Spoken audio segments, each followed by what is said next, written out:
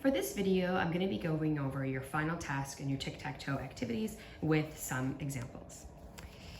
So the first activity on the grid is connect with a cause.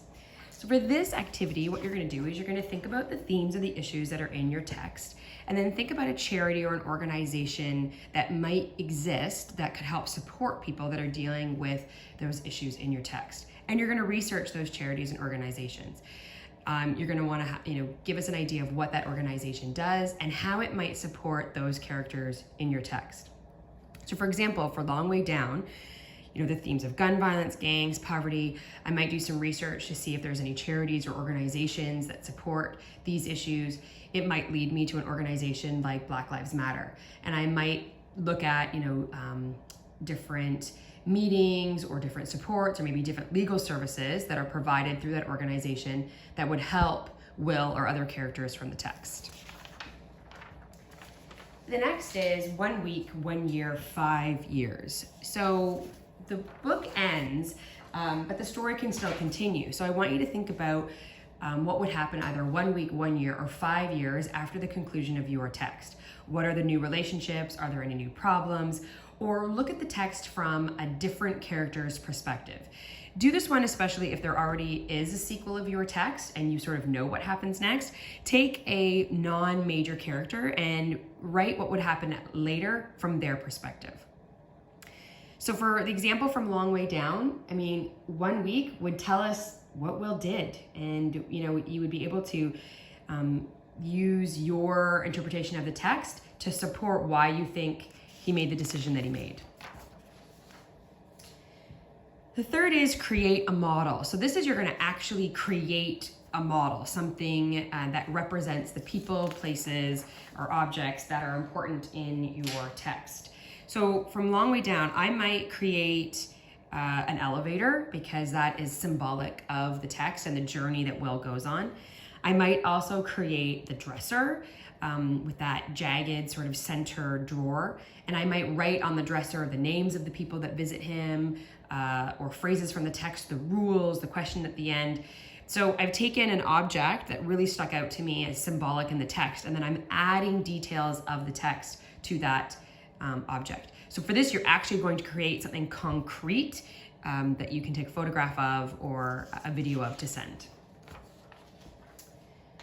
Questions for the author. So this was something that we did after our first text this year. So what you're going to do is you're going to use your cue chart, so using those analytical application type questions, and ask the author a series of 10 questions about the text construction or about their connections to their text.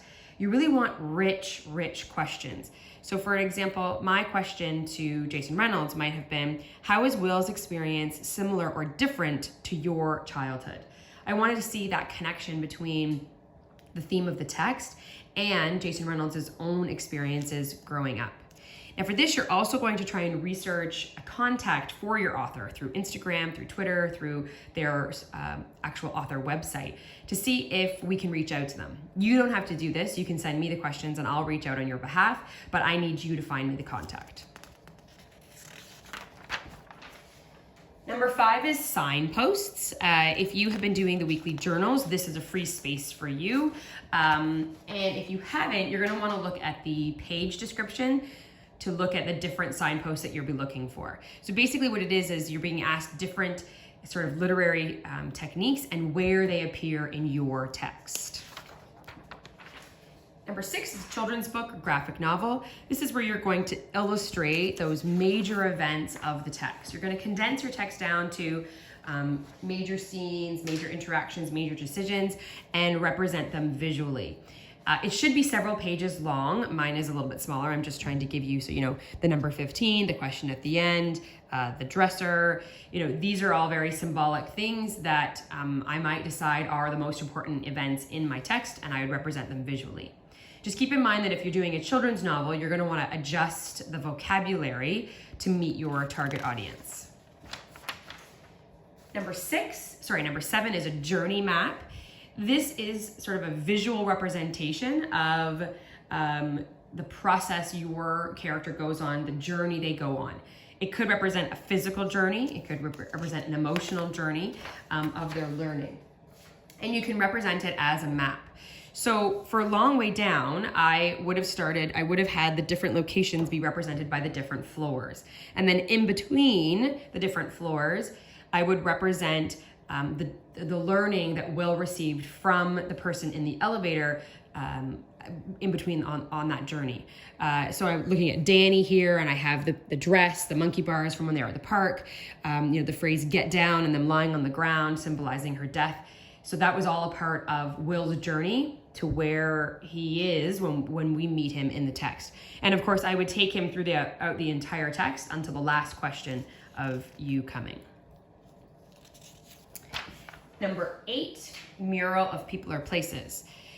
So this is another visual representation where you've been asked to create a mural of the people, places, objects, phrases, quote, that you believe are the most significant from your text. And you're going to represent them in a mural. So here is an example of the wall in mine. I've used, no crying, no snitching, always get revenge. Those are the rules. I've put you coming in the background, but not as prominent as the rules. And then I've added some significant objects that I believe represent Will's story and the themes and issues related in Long Way Down. With this task, you're also going to go through each of your selections, so the dresser, skin cream, elevator, and you're going to give us a detailed description as to why you chose that object, that person, that place, that phrase, and how it represents the main idea and the main issues of the text. And finally, number 9, social media or character card. So for social media, you're going to create a social media profile for one character in your text. So you're thinking about, what sort of photos would they have on their profile? What sort of photos would they like on their profile? What events would they have documented or written about? Who do they follow? Who follows them? What might be a quote that they would have put on their social media? Basically, we should be able to get a sense of this character and who they are based on their social media profile. The other is character cards, which is sort of like sports cards, like hockey cards, baseball cards. So on the front side, there would be an image that represents the character at a significant point in the text. So I've chosen Will, the last page of the text.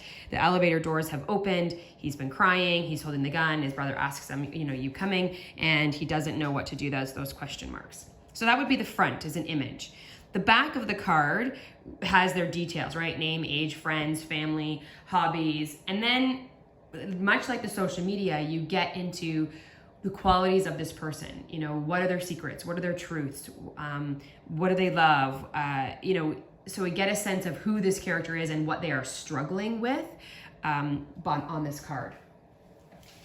So the purpose of these activities, is to really go back and to be critical of your text, to really think deeply about the different issues, the characters, the development that are presented in that text, and find a way that works for you in representing them. Now remember, this is also about taking a risk and trying something different to see, if you can develop that new strategy. So try to pick, something that's safe and something that's a bit of a challenge that pushes you to develop a new skill.